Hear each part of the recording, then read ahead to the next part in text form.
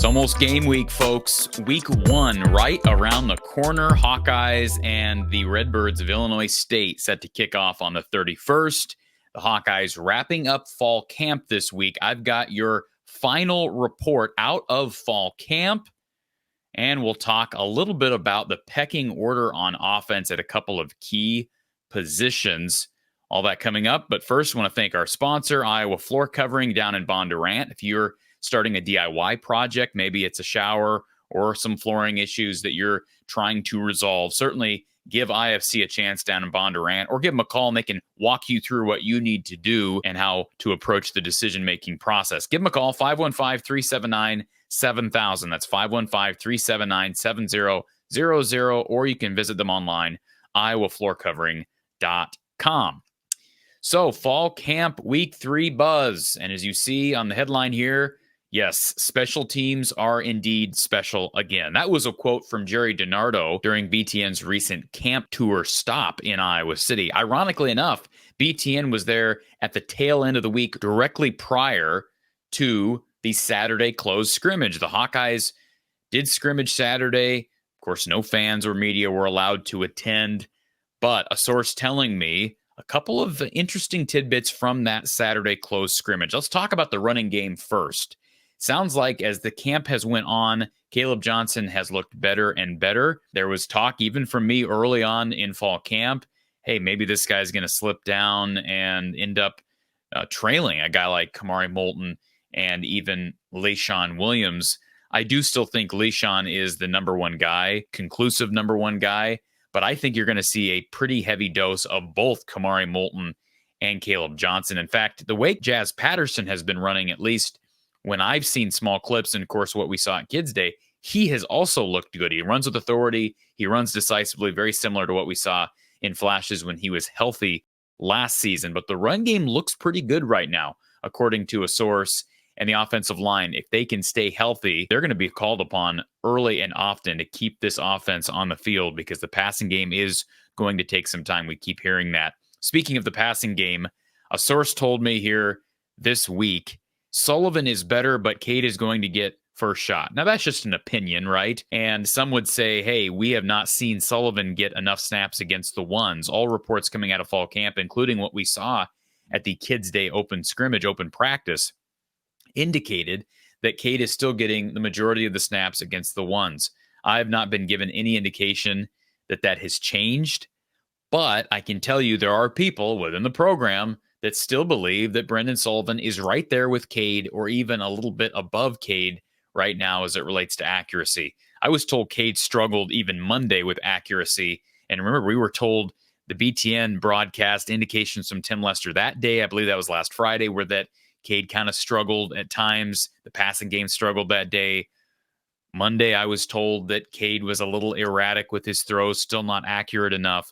But I will double down on what I continue to believe, and based on what this source is telling me, that Cade is going to get first shot on the 31st. I think both guys are going to play. It would be a disservice to Brendan Sullivan based on how he's performed during camp for him not to see the field. I know some people think Kirk won't do that, but I believe you'll see both guys. It won't be like what Michigan did with Cade and JJ, but it will be, I think, certain plays for certain guys. At least that's what I hope happens, but I do believe both guys will play. As it relates to the wide receiver room, I have told everybody, I've been talking about this for months, that I thought Jacob Gill would be a starter. He seems to be the number one guy in that room right now. All right. And Caleb Brown's going to miss week 1 due to suspension. But everything I've heard about wide receiver flashes this August have been basically about Jacob Gill. Had another nice catch, a deep ball on Monday, just a couple of days after that closed scrimmage. Caden Weegan continues to appear like pretty much an indisputable starter. So those two guys are at the top. And then that third spot, I think, is still maybe up for grabs a bit. And we've talked about Seth Anderson. He's been dinged up, missed the Kids Day practice, has been limited with injury. He's missed a bunch of practice during the spring. That has not helped. Caleb Brown's out due to suspension. Jarrett Bowie has flashed. But how about a new name to keep on your radar for the Iowa offense?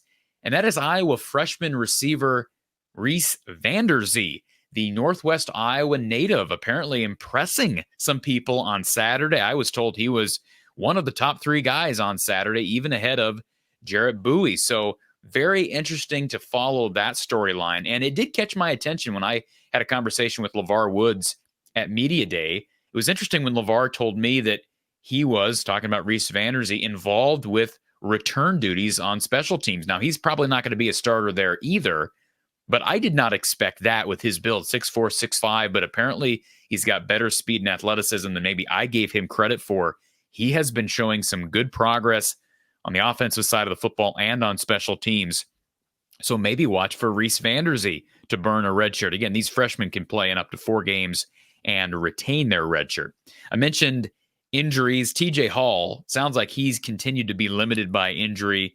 He has been back, but not full speed, and that hurts him in that race for that other corner spot opposite Jamari Harris. So I don't know who to predict right now starts game 1 at that opposite corner spot. Is it TJ Hall? Does he get healthy enough by August 31st?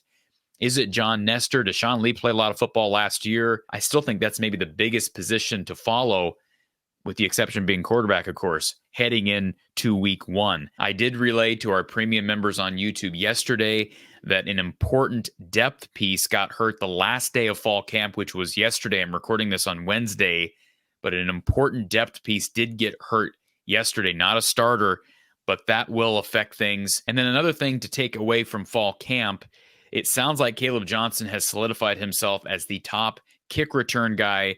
Caden Weegan has been getting a lot of snaps on punt return duties. I don't know that he's won that job. That has not been indicated to me that he has clearly won that job, but I would anticipate that he's going to be first out of the gate. But we still have game week prep, and of course, injuries continue to happen. But again, scrimmage takeaways, Caleb Johnson had a good day.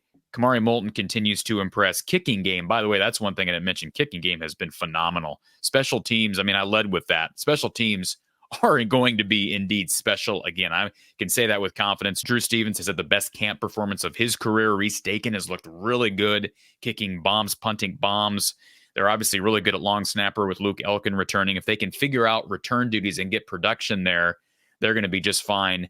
And what's the one I didn't mention? Oh, holder. I think Ty Nissen is going to be the holder, the punter Iowa brought in a year ago at this time in August as a late add to that 2023 group.